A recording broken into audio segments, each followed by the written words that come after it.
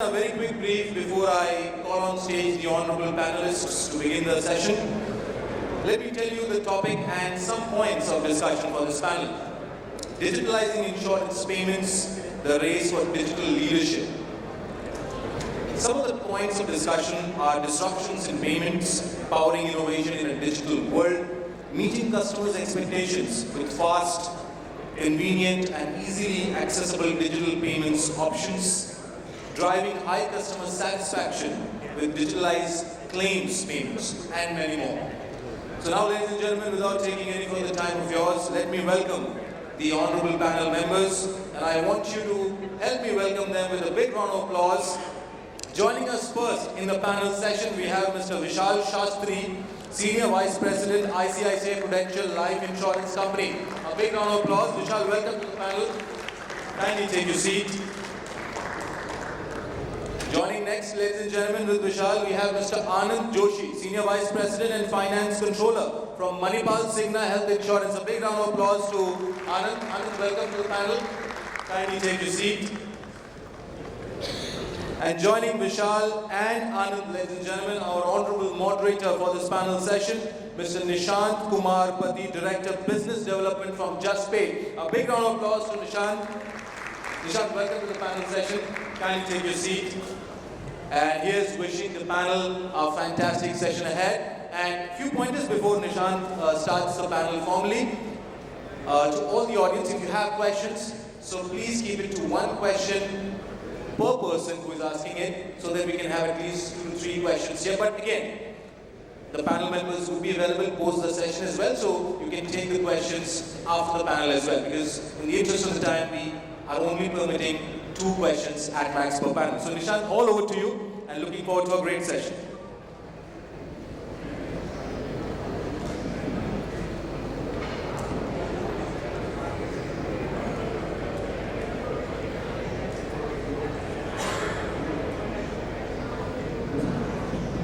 Hello.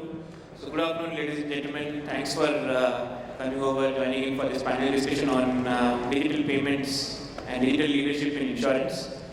So insurance has gone through a wave of changes in the last 4-5 years. We've had the COVID wave, post that the customer expectations have changed. The variety of customers considering India's demographics is different now. You have a larger, younger population. You have the HNIs in the plus 60 population. The complexity of customers, the complexity of different products. Now insurers are open to, with the recent regulation from IRDA, are open to sell multiple financial products. You could sell a life insurance, you could also sell a general insurance. Both are different target base, different product base. So with all this complexity and the focus on digitization across the industries and mainly on insurance, earlier it was a need, earlier it was an option, now it's a need. And coupling that to payments which have grown with leaps and bounds in the last 4 years. UPI has been a game changer in the industry. We've all seen how it has digitized all the payments. Credit card adoption is also increasing in the industry. So with the focus on insurance and payments, we'll try to drive the discussion today and capture some of the relevant points which could be the future for insurance to sell their products and also focus on payments. To start with, first I'll welcome panel members, welcome Anand, welcome Vishal. To start and lay the context, earlier it was all, insurance was having physical modes of payment. We had check payments and then policies used to be issued after it was encashed. The regulation says that you can't issue a policy unless you collect the first amount. Post that, COVID came, a lot of digital ways of connecting the customers had to be explored. So what are some of the adoptions that your organizations took and how has the journey been? You both are veterans in the industry, and how have you seen payments grow, digital payments grow rather in this industry? So, see the modes of collection for insurance, be it cash, checks, and now we see the advent of all the digital options, bank transfer, UPI, cards, payment gateways. So even the government is making it difficult for businesses to accept cash. So the cash transactions are reducing gradually.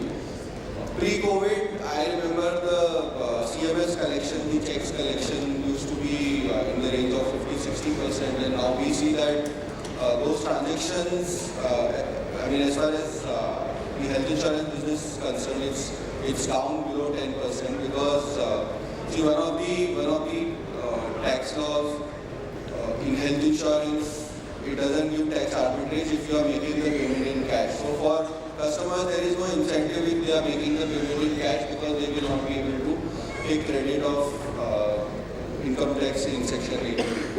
So that is a deterrent, and 2 years ago we made a decision that the 1.5% of cash which was coming through branches, we have stopped that because the cost of handling that cash is more than what we were collecting. We took a conscious call, and now even the checks post-COVID are about in the range of 8-9%. The balance is coming through bank transfer, NEFT, and UPI, and the balance is coming through payment gateways. Vishal. Right. So, as ICICI Prudential, our journey started a little earlier as compared to the COVID era. So, around 2010 to 2014, we had focused on digitizing the new business journey. And pre-demonetization, a call was taken that we will not accept cash. Cash was anyway 6% then. There was some resistance there because we were the first in the industry to do it, and it was a decision which was against the distributor feedback saying that, look, how can you not accept cash? But what we enabled and what we realized quickly was that the ecosystem was not only ICICI Prudential. There were banks which we could leverage. So our tie-ups with SBI, ICICI Bank, Axis Banks enabled customers to walk into those branches and deposit cash up to the regulatory limit of 50,000 without cash. So that helped us mitigate a lot of risk emanating from discontinuing cash, and also helped us eliminate the risk of carrying cash with us. Post that, 2014-15, we also started focusing on e-mandates, mandate registration. Now, given the last 4-5 years, the way the regulations have evolved and the focus on digital payments, it has become very easy for the ecosystem to leverage, let's say, e-match, biller registration, the UPIs of the world, Bharat Bill Pays. These have helped us tide over the challenges in collecting renewal premiums when COVID struck. So before COVID, around 70-80% of our book was on e-mandates. So that book was sort of safeguarded from the risk of a customer walking out of his home and trying to find a renewal collection. On top of that, the entire communication framework, which enabled customers to pay through our website, so 82% of our collections are online currently, helped us mitigate that. The remaining tail, we could easily communicate to them that walk into the nearest bank and pay your premiums. We don't need you trying and finding the ICICI Prudential branch. So these were some of the things which have helped us, and I must acknowledge that the ecosystem has also been enabling all of us to collect digital payments and move away from physical and cash payments. Sure, Vishal, Anand, points taken there, and I completely agree. I think the journey has started way before COVID, and now the kind of changes that are coming in, the requirement is to be as agile as an e-commerce company, right? See, BFSI, when you say BFSI, there are securities, there are lending, and there is insurance. Now, securities and lending are pretty straightforward when you think from a payments perspective. You are buying a standard equity in securities, and lending, you are just prepaying for your loan. When you come on insurance, it's again shopping for different kind of products. You have multiple options, and there are a lot of varieties. So the insurers now have to think similar to an Amazon or a Flipkart to enable those kind of payment options. And I think, to be honest, ICICI Pru has taken some leadership there in terms of payment, and completely congratulate ICICI Pru on that. Now, see, another point in insurance is you cannot decouple the agents. There is an agent channel and there is the online channel. And there are multiple channels actually that insurers have, right? How important or how difficult it is to unify these experiences of the customers through different channels? How have you been focusing on digitizing these different channels and connecting to one central database like invoicing systems and what steps that your organizations have taken? If you can throw some light on it. See, for us, life insurance is a multi-year contract. So it is critical that the customer knows what he is getting into. So we look at it from a 3W kind of model. Say, why should I pay, when should I pay, and where should I pay? So why should I pay is something which is a conversation between the company, the distributor and the customer. Say that we are entering into a long-term contract. Please be aware that you have to pay for 5 years, 10 years, whatever is the premium paid. Once that is done, around 50-60% of the work gets done in terms of convincing a customer to pay the renewal premiums. Then the entire game pivots into how do I enable customers, how do I make it seamless. So what we've done is for agents and distributors and customers who try to onboard direct buy online customers, we try to have the journey as seamless as possible. We leverage the current database or current information we have about the customer. So for certain partners, the customer only has to enter his account number, date of birth. We will prefill the data from the partner. We will waive off any KYC. And it's a seamless linkage into debiting the customer's account for the renewal premium. So these are some of the enablers at the new business stage. At the renewal stage, what we've done is, while we've looked at customers and not unnecessarily disturbing customers who are likely to pay on their own, so for example, Vishal Shastri, I know, has been paying his renewal premiums every year, and he pays within 5 days of his due date. Why do I unnecessarily bombard him with messages saying please pay through this, please pay through that? But however, when I know Vishal Shastri has bounced his premium, his mandate failed last year. The intervention starts a little earlier, saying that look, your mandate bounced. You have these options to pay. And this is the convenience which you drive for the customer and for the distributor. So today a distributor is aware whether the customer is likely to pay, when is he likely to pay, and he can also trigger SMSs to the customer sent through iGroup in terms of saying that these are the options on which you can pay. And he gets instant acknowledgement. So we're closing the loop between the distributor and the customer in terms of making it convenient and everyone is aware how much do they have to pay and has the payment been made. So that's the ecosystem. So it's not as if we're only focusing on customers.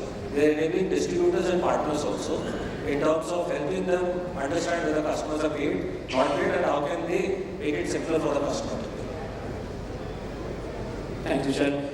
Anand, can you throw some light from the health insurance side of it in the distribution channels and how digitization has played there? Yeah, so you know that post-COVID insurance, the way we used to perceive is that why insurance has to be taken is turned into now how much insurance is required, and especially in terms of health insurance and life insurance. I mean, now we see that the customers are opting for policies which are higher in sum assured, provides more and more benefits, and enable the customer to maximize the experience if there is a need for a medical emergency to the customer. So now it's more about affordability and at the same time insurance companies have to provide products which are affordable and provide options for the customer to make payments, digital payments. So like Nishant, you were saying that agility as compared to the Amazons and Flipkarts of the world, wherein they are providing products on EMI, and it's not that each and every product is available on a low cost or zero cost EMI. Similarly, in insurance there is a need that we enable such platforms wherein if you are selling a higher ticket product and which is for a segment which is a HNI segment, you have to explore options of affordability at the time of onboarding the customer and enabling a payment which can be, because the IRDA is concerned for the insurance company to take payment before issuing the policy. Now it's between the insurance company and the intermediary bank or payment gateway to make that arrangement to accept the payment, but whereas the payment gateway is collecting it from the customer and passing it on to the insurance company. So that is one very important aspect which I believe is, if you want to really push good products in the market, high-ticket product in the market, something on this ecosystem has to be done. There are options like Walnut 365, Slice and all, but I still think that those products are still not affordable. For enabling the payments to our partners, that is something which is once the policies are sold. So there also, what we have done is that integrated the internal systems with the bank portal. So the cycles are now becoming more agile. Earlier the payments used to be once a month. Now we are moving on to the weekly cycles of making payments to the distributors. So, but I think what is more important is the customer experience, because I still feel I have policies from one or two insurance companies. When you get that SMS in your phone with a Bitly link, I still don't see that by clicking on the link you get to make the payment instantly, because for buying an insurance policy one has to really fill a lot of details. Still the interface on the mobile phones, the web browser or the applications of insurance company, it's not really that user friendly, because you have to fill a lot of details to get an insurance product. And at the same time, you have to have those payment options. So for example, like I said, that if you have to renew your policy, the customer has to just click on the link in SMS and he should get the details pre-filled. He just have to select the credit card, debit card, net banking, whatever, and the payment should be easy, to be made in like few seconds. So that's the level we have to get. Very well said, Anand. I think you brought out key aspect there, affordability, right? We've associated affordability with buying online different goods, right? Insurance of late has slowly opened up to allowing affordable options for the customers. See, earlier it was the customer mentality wasn't about they would choose whether they have to take insurance or not. Now post-COVID, the customer base realizes the importance of having an insurance. The government themselves realize how important it is, and they've laid the regulatory guidelines for growth. Now, to capture that market base of Tier 2, Tier 3 customers, as Anand pointed out, Vishal, how is even ICICI Pru in issuing life insurance, looking at these credit card EMIs or direct bank EMI options? Do you think these and insurers have a way can price it in a way that they make it affordable, right? And be within the regulation, correct? Because an Amazon can give a no-cost EMI by discounting the product. Insurers may not have that leeway, but they can price the product in a way where it is becoming affordable. And do you think this can drive the growth exponentially in Tier 2, Tier 3 markets where people are realizing that EMI can be taken? Yeah, see, typically companies are focusing on Tier 1 metros, Tier 1s. Tier 2, Tier 3 is a different ballgame in terms of we can't replicate the same approach in terms of having branches, having the same number of people reaching out to customers. With the entire fintech and the revolution coming across, most people have smartphones, most people are currently comfortable with digital means. So the entire focus right now is how do I get information, how do I enable customers to start using the digital levers right from onboarding, documentation, risk assessment to payment. Payment for us is a convenience. We would rather, given a choice between payments and onboarding our customer. How can I make onboarding easier? How do I assess the risk of onboarding a customer? That is also one element which is there in the entire onboarding journey for insurance companies. And post that, payment with UPIs coming in with monthly mode, credit card EMIs, net banking on a monthly mode, customers have a plethora of options available where they can opt for. For example, you see for term products, pure protection products, your ticket sizes are anywhere between 10,000 to 40,000. We've seen a higher tendency of customers using UPI, making online payments, making monthly payments using these enablers. And if you enable them with Bharat Bill Pay, CSCs, payment becomes available everywhere. So every pin code will have 5-6 options for a customer to opt for. Couple that with monthly mode and the entire digital onboarding process, tier 2, tier 3 cities are very well on the radar, but through a digital. Physical outreach will not work or will be very costly. Sure. And I think, as you said, reaching out to those customers physically is going to be very tough. And so digital mediums and EMI options digitally as the next future for that market. In insurance, you see, digitalization is related to getting more data. And a lot of it is around how will I underwrite by getting more data. Now when it comes to payments here, payments also leverages a lot of data. And when you see customers coming on payment pages, clicking certain options and dropping out, because I'm 100% sure, and most of the customers will agree, they at least have 3-4 tabs open to check which insurer is giving them the best policy or where there are options available to pay.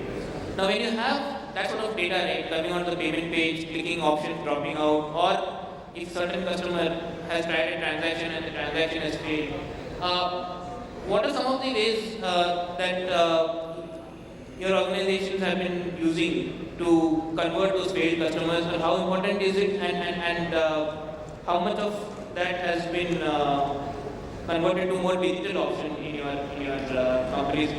How is that data leveraged? Is that data being leveraged at all? Also is a question. And I start with Anand. So this is where all the business are trying to retain a customer who's coming on either directly on their website or coming through some aggregators. And see, insurance is a product no one sees immediate benefit. I mean, many of them do not see the immediate benefit. So people may be coming, exploring, putting the details and comparing the insurance premiums, and by the time they get to the page wherein they have to make the payment, if it has to be made by NEFT or UPI, or you are allowing them option to use cards, EMIs like we've already discussed. So one is that to ensure that there are maximum options available for the customer to choose from, and beyond that, I mean, once the customer drops from the website, by whatever details you have captured, there has to be continuous nudging. And now we know that the technology is so advanced that once you have the details from the customer, there can be continuous nudging, because we have seen, if you are on your browser, if you are exploring some product on Amazon, on any of the websites you continuously see those products being flashed in front of you, and there's a continuous reminder that you were trying to look for this product. So the best way is that how insurance companies build their backends to capture the information of the customer who is kind of window shopping on your website, and then you build a platform to continuously nudge the customer, so that if he still not made a decision, he is coming back to your portal and buy that product. Sure. And Vishal, how has it been at ICICI Group? I mean, for us, around 90-95% of the business is intermediated. So as soon as the payment fails, the distributor is largely with the customer. So at the new business stage, whichever customer comes through the online journey, buy online, there is an instant patch which happens with the call center. So as soon as the payment fails, I get a call within 30 seconds A call center guy knows my policy, he knows my name, he knows what premium am I paying, what option. And then he guides me, saying that, sir, can you use a net banking or credit card bill because of verification? Can I, if a customer is hesitant, saying that, look, I don't have time, he immediately offers a door check pickup from the doorstep. With a guy who's going, given a mandate that, look, if you collect premium, you will get X. If you collect premium plus a mandate, you will get X plus Y. So, the endeavor is always to move customers to auto payments. Similarly, we keep looking at our online payment options and we keep looking at the success rates. So, for example, UPI auto pay, there is a lot of initially, there was a lot of discussion that let's push UPI auto pay. It was not fitting into the customer segment we were sourcing. B, there were certain success rates were initially lower. Then it subsequently picked up. So initially I did not want that customer experience to be on the poor side.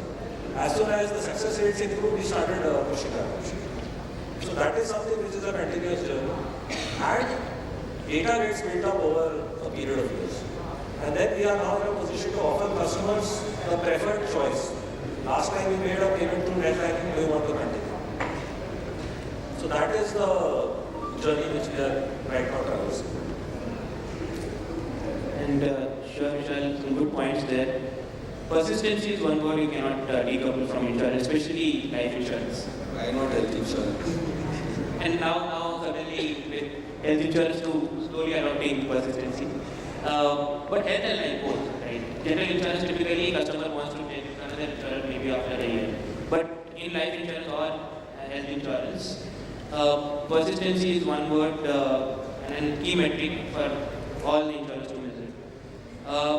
Card payments is recently went through an overhaul. With persistency, we always attach the term mandates in payments or recurring payments, which you clearly touched upon. And card mandates recently underwent changes to tokenization, changes to the UPI, the payment limits. Right, it was 5,000 earlier, now it is gone to 15,000. The flow has changed. Customers slowly getting educated. You get a notification, you have to accept it. In some cases, you don't have to accept it, but if you don't get notification, payments paid. Now there are complexities. So RBI is in a path where they slowly want to build the trust in the system and take it to the next level. Similarly, IRT is also working with the insurers to build that confidence and get the customers to come on journey. What has been your experience? You work on persistency as a product for a good old time and one key stakeholder or knowledge holder of this product with insurance. So I want to pick your brains on how it has gone through a change and what you see as a future. Will customer adopt subscription payments more in the future? See, from a customer's point of view, what we've seen is customers with credit cards not offering rewards for insurance payments. It is more of a liquidity management from customers. For us, if a customer has been made to understand and if he understands what he is getting into and if he has to pay for, let's say, 5 years, 10 years, half the battery gets one. After that, the model which we apply is a propensity to pay. But for ecosystem changes like the card tokenization which went through where all our existing mandates were questioned, we immediately started communicating to customers aggressively. So even if I had a due date of November, communication started from, let's say, April, May, saying that why don't you opt for a change? Why don't you change your mandate? Your payments will pay. So those were the, and then you track the entire movement from existing invalid SIs to valid SIs. So we saw around 90% conversion in terms of payment.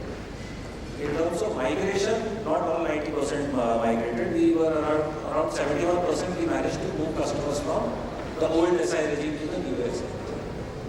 For us, if you look at it from a cost point of view, our net banking is always better, more cost effective than a credit card payment, be it standing instruction or net banking.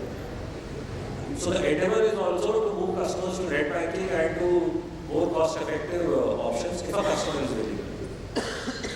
If a customer says, no, I want to opt for a credit card SI, we will not say no. But we would encourage customers to go to a net banking or a standing instruction. With UPI limits getting increased, we are slowly pushing customers to UPI AutoPay. We understand that this is a developing market and the entire regulator outlook is to make it a product which is trustworthy from the customer's point of view. So we'll carry on with the journey. 50,000 will become 1 lakh, we'll customers from 50,000 to 1 lakh. Thanks Vishal for your inputs on the persistency and mandate payments. During the points that you laid out, you mentioned cost. And Anand, I want to put this question to you. You've been working in health insurance for a long time, and now you see that complexity of products have increased. Insurers are allowed to sell low ticket size products where a customer is more inclined to use UPI. For high ticket size products, they would want to go for a credit card, which could be costly in terms of payments. So, how important do you think the middleware companies would be in the future to really customize payment options depending upon the product sold and nudging the customer to use those payment options?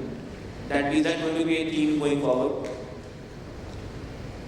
No, very, very important question. So that is something, see the cost of collection, as we see that with the behavior of customer, if more customers are using the credit cards as an option, which has a percentage fees, ranging from 0.7, 0.78% to 1.5% in Amex cards. But as Vishal said, that with the new change coming by banks, that there will not be many reward points on the payment for insurance by credit cards, because they are setting up a limit. Each bank is setting a different limit that you can maximum pay 50,000 in a year or so. So that will discourage people from paying high ticket size premiums on insurance. But other than that, so for example, we have a top-up policy which allows individuals to increase their sum assured by way of buying a very small low ticket size project, which is as low as 1,200, 1,500 for an individual. Now at the time of buying that policy, if a customer is choosing NEFT or a debit card, so there are fixed charges on such payments. So for a low ticket size, what kind of the mode customer is selecting, it makes a difference, because at the end of the day, you will see that the cost of collection going up. So there has to be maybe some change in the way we show the mode of payments to the customer, what he's selecting, and as you rightly said, that if it is possible that depending on the amount of premium being paid, if you can stack the options in a manner that you push the customers to select that option, it should bring the cost down. Sorry, I wanted to add, this whole payment gateway and the entire ecosystem currently also gets helped with intermediaries coming in the payment space. So for example, the whole cost angle. I have a payment gateway 1 versus payment gateway 2, suddenly I get a better deal. Rather than building everything and diverting traffic, we've partnered with intermediaries like JUSPAY in terms of building a wraparound which helps us divert traffic basis the success rate and the cost. So this is the agility which is also required in terms of understanding where do I send the customer to and which payment gateway do I use. So that is also something which helps us manage the customer experience and also keep a lid on the cost or cost optimization. Thanks Anand and Vishal for those points. And see, these complexities and product complexities in insurance make payments an important cog in the wheel for this industry. And I think that shows in the entire digitization journey how important payments is and how important it's going to be in the future. We talked about payments and incoming payments of purchases.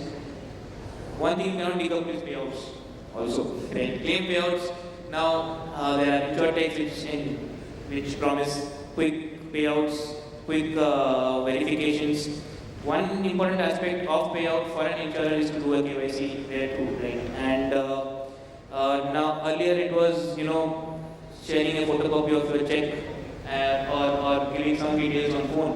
Now you have more innovative options where you can verify account numbers and names and new age methods. How are your firms looking at speeding that part or digitizing that leg of the journey? See, for us, any customer payouts we make, 99% of them are online. So we don't make payments through check. It is 99% of the customer initiated payouts. Where a customer has walked in, be a surrender of a policy or a claim, 99% is online. For company initiated payouts, so maturity, survival benefit, where a customer has not triggered that. We were at around 70% 2-3 years ago. Now that has also become 90%. There the regulator has also played a big role in terms of mandating that you should have a mandate, payout mandate attached at the time of new business, so that we don't get something called as unclaimed. So the industry is, almost all financial industries have a concept called unclaimed, where the money has not been claimed by the customer, and after 10 years it moves to a senior citizen welfare fund. So the endeavor is to reduce that. For that, the regulatory changes are there, and during the course of the journey also we keep collecting payout records. With the entire penny-ground happening, we can instantly verify whether the instrument, all I need is a customer to give me his account number, ICICI code, and I can verify whether it belongs to him or not, and how do and then the payment can happen. But for me personally, I sold a car some 3-4 years ago. The moment I stepped out, I got a message that the amount has been credited. That is the journey where we want to arrive. Currently, we do it in 1 day, 2 days, depending upon the nature of the payout. But a customer now would be, as soon as I walk out, before I leave the branch, I get an SMS that money has been credited. That is the journey, that is what the fintechs have shown us. And that is where we want to be. Nishant, since we are a little short on the time, with your permission, of course, if you can sum up and then take a few questions. Sure. Of course, with the panel's approval. Yeah. I think I'll just summarize our discussions here. And we got to the point where, it is almost like an e-commerce purchase, an insurance purchase, shopping for multiple policies. And how quickly can you pay? And in case you need your payouts to come, how quickly can you get your payouts? So, and how much of the data can payment failures be attributing to? How can you use that data and convert your customers? Some of the themes that we go to, affordability and mandates will be two important payment options which will drive the future of insurance, and that is how the road to digitizing payments or digital revolution in payments looks like from our discussion today. Thanks for your time, Vishal. Thanks, Anand. I'm open to questions. Thank you so much, panel members, and thank you so much, Nishant, for doing the honors of facilitating the panel. Now we have the floor open for questions. So I see one here. Can we have the mic, please? I don't request you to kindly keep the question to one. And to which particular panel member you are directing the question? Anyone? Sure. And then Nishant can take a call. With whom we should be right? Hi, my name is Nishant. I'm from ICICI Prudential. And while we all insurance companies and software companies are so excited to give maximum options to customer, how are we going to tackle or enable the customer to differentiate between a fraud and a genuine message from the company? So many times we get message, and many customers are reluctant that I don't get into digital things. I'm afraid of a kind of fraud. So many times we get a message, fraudulent message, that we are from this insurance company, your policy is mature and you're getting 50,000 rupees of amount. Just click on this link. So, see this fraud, thanks for the question. Fraud that we're talking about is not only plaguing insurance, it's plaguing all the industries, right? With the complexity of the population that we have in India, when you digitize and the complexity of the customer base, right? We have good amount of senior citizens who are not so digital savvy and they are an easy target. Then you have the customer base which is in the 20s and 30s and they are well adapted to the payment modes. But what RBI from their side has been trying is, for them the primary thing is to protect frauds, right? And for that, you see, in card payments, the next stage of evolution into card payments is 3D. Something called as 3DS 2.0, right? I'll give you one example. Earlier, a guy could call you and say, let's say Jamtara, can call you and take an OTP. But I could, now with 3DS 2.0, what is happening is, they're going to capture a lot of data of your browser also, right? Where the customer is paying from. Is that if the Jamtara person was paying from some other mobile device and the customer whose OTP is being asked is somewhere usually uses some other device, those will be flagged as risks. So more data, as you say in insurance, data is going to be important in underwriting. Lot more data points are going to be important in the future to protect fraud. That being said, there are always chances for fraud. There will be customers who will not be aware, but the awareness is increasing. With UPI, we know of the UPI fraud with Collect that most customers have encountered, right?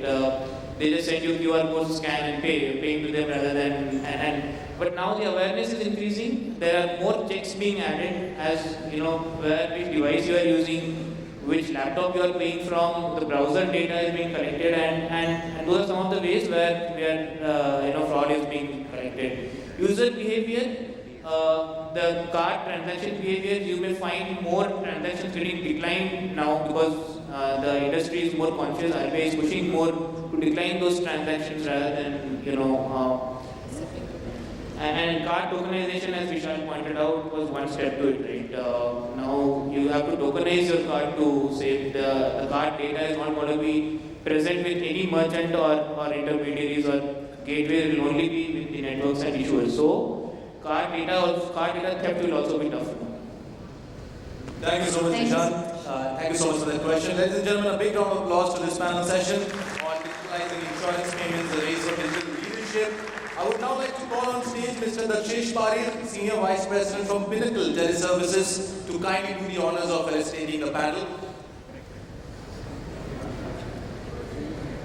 Thank you so much, Mr. Parir, for doing the honors. We'll start with Vishal Shastri first. Mr. Vishal Shastri, Senior Vice President, ICICI Prudential Life Insurance Company. A big round of applause, ladies and gentlemen, to Vishal for his wonderful contribution in the panel.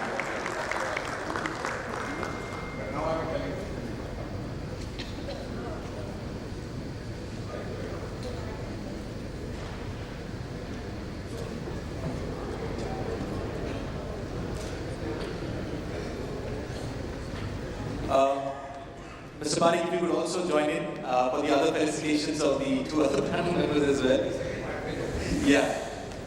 Mr. Anand Joshi, ladies and gentlemen, Senior Vice President and Financial Controller from ManipalCigna Health Insurance.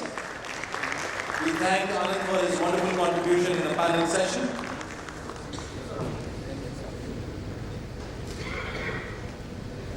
And our Honorable Moderator, Mr. Nishant Pati, Director Business Development from JUSPAY. A big round of applause to Nishant for wonderfully moderating the panel session.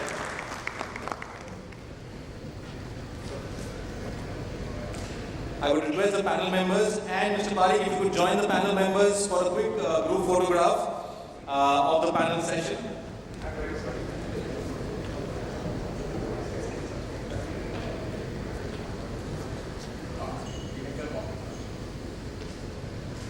Thank you so much, the Honorable